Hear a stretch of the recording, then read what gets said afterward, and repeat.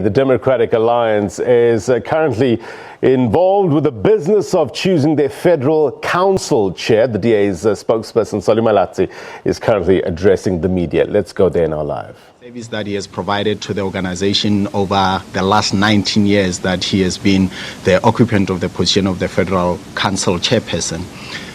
And as is customary again, the leader addressed federal council. In his remarks, part of the announcements that he made was to reiterate his proposal for the federal council to consider an early Congress, but also to move towards a policy conference that federal council will need to take a decision about going forward.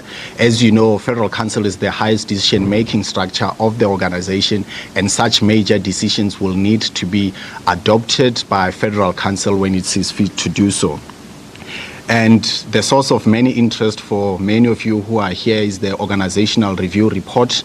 The panel has presented the report as early as 5 minutes ago. When I got out, they were summarizing their conclusion of the report. So what will be transpiring now is there will be a discussion on that report, and federal council will then decide what to do with the contents of the report, whatever those contents are. So later in the day, we'll have an update about what are some of the things that federal council has been able to deliberate on the contents of the report, if there are any. And as with the developments that happened on Thursday, on Thursday with regards to the resignation of the CEO of the party, Paul Bowie, the leader paid tribute to him, and even including members of the review panel. But in his remarks, the leader impressed upon federal council the need to start opening up the process for the recruitment of his successor, so that operationally we can begin to fill some of the existing human resources gaps in there, so that our machinery will be ready beyond this federal council to start the preparatory work that we need to do in preparing for the 2021 local government elections campaign.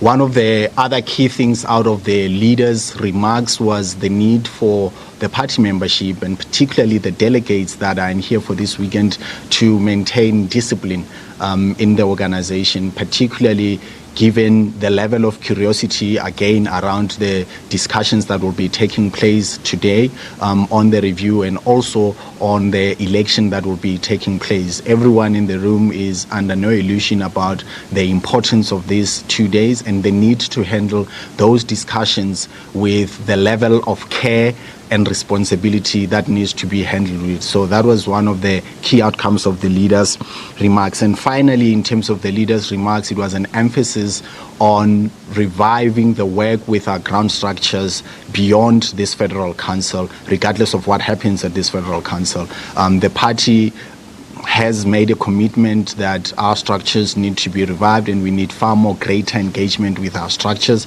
in terms of the outcomes that will be coming out of federal council, but also starting to lay the ground for the political program of action that needs to take place ahead of the campaign for the 2021 elections. I'm done. Sure. Are there any questions? Natasha, and then Zwa. Natasha from SABC. I just wanted to know if you could just please explain this voting process, the STV.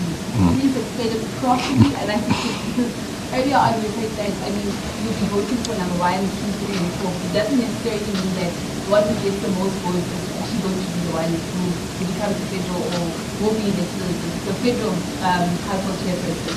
So please explain that as well. Insofar as the candidates for the position are concerned, so are they allowed within the meeting perhaps to state their case, why they should be the ones elected?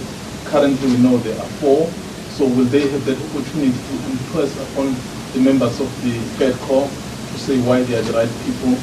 And secondly, is this the last update for the day, or you will also have another update later on, or you will inform us as we go along? Sure.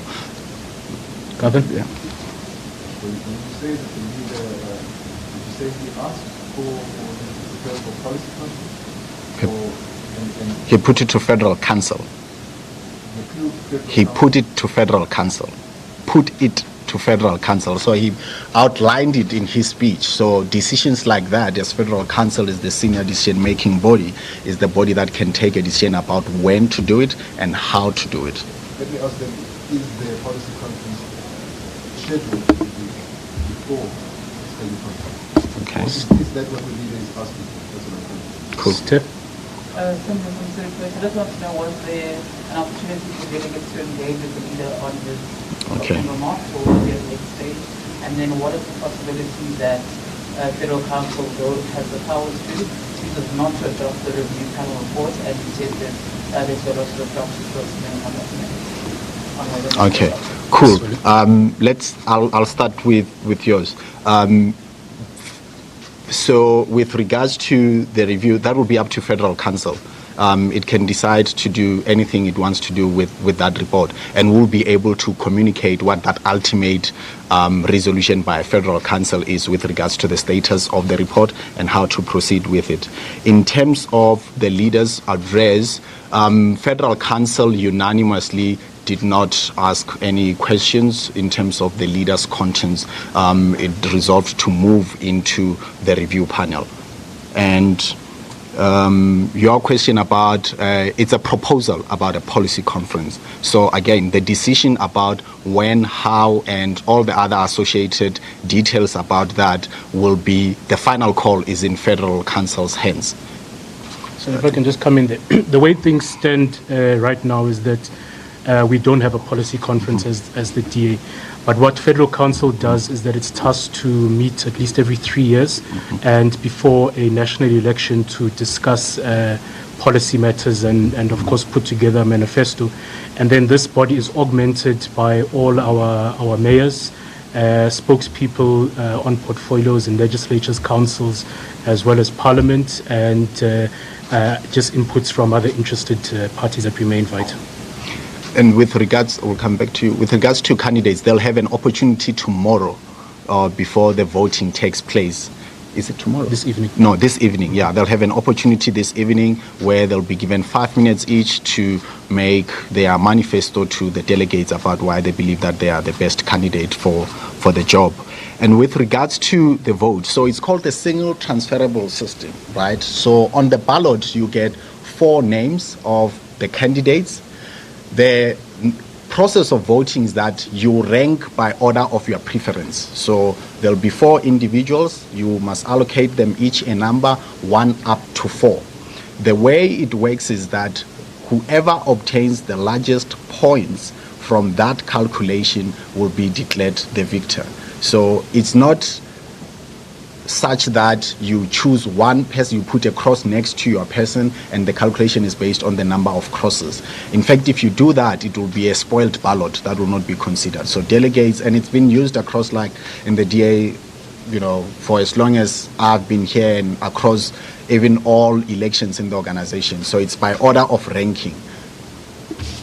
And I'll get the presiding officer to get into the technical aspects of it if your curiosity lies in the technical aspects of it. There was one here. Edwin, see the Eyewitness News.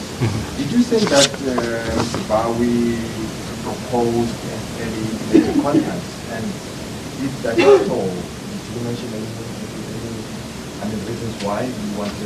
Why does he want a conference? Matsidis. I know you said there was, council thing speaking to the CEO who just stepped down. Can the DA confirm the reasons behind it? Is this linked to the panel report saying that both the CEO and the leader who just stepped down? Was that the reason behind it? Can we have confirmation now that the report has been tabled? Thank you. This is again, News 24. Sorry, I just wanted to find out what was the reasons that were given by the leader to have a policy conference. Can you explain why he did it to be a policy conference? And if you can just give us an idea of what the mood is. Yeah. Okay. That mood. Any last takes? Solia? Okay, cool. Edwin, no, Mr. Bao is not in the meeting. The leader, Musi, made the proposal for an early Congress. So that came from the leader. What did CD ask about? CD, what was your question? CD? Sorry, I missed. Reasons for borrowing Oh, information. okay. Some claiming that it's based on the report's findings. Now that this thing has been taken with FedCo, can the DA confirm that the report said Bawi and the leader needed to step down? Cool. I can't get into the report as yet, and I'll tell you why. Because the discussion on the report is not concluded.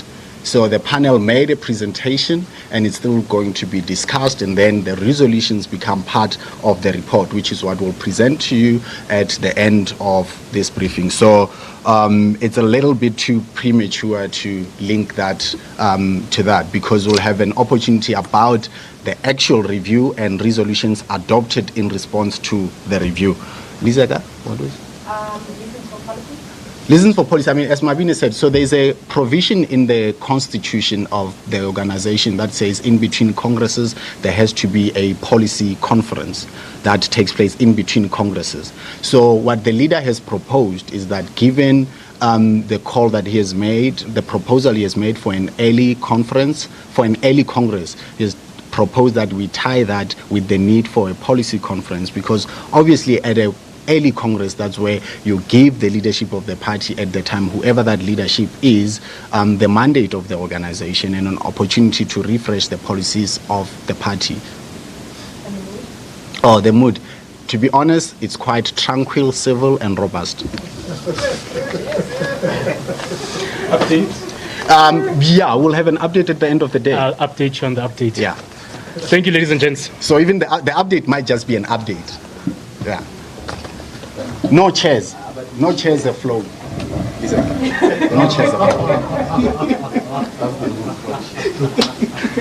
All right, so the DA just wrapping up their media briefing. This weekend, the Democratic Alliance's highest decision-making body when federal Congress is not in session, the Federal Council is sitting for a two-day meeting. So there are two agenda items that the party will deliberate on: the report on the organizational review panel and the election of the chairperson of FedCo. Now, FedCo is a closed meeting of the DA. Therefore, only members of FedCo will be permitted into the venue throughout the deliberations. Tomorrow, we understand, following the election of the new chairperson of FedCo, there will be a media briefing which is scheduled to take place at around 12 midday. So stay tuned for that. We'll have all the latest coming from there in a short while. We have our reporter there, Natasha Piri, who will bring us the very latest, as well as Mzondi Lembe.